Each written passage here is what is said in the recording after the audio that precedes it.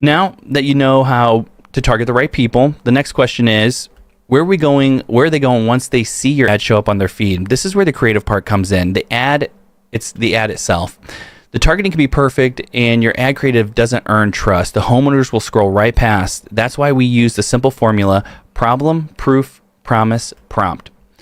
For example, you show the cracked wall, the problem, and then a repair photo, the proof, and then you back it up with a guarantee or a testimonial, the promise, and then you finish with a strong call to action, the prompt.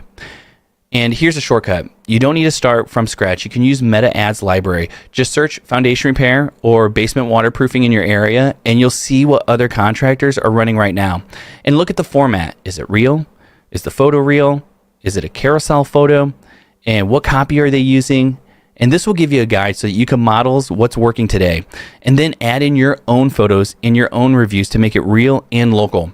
Remember, always use real photos. Stock images feel fake, but your own project photos and testimonials build trust instantly.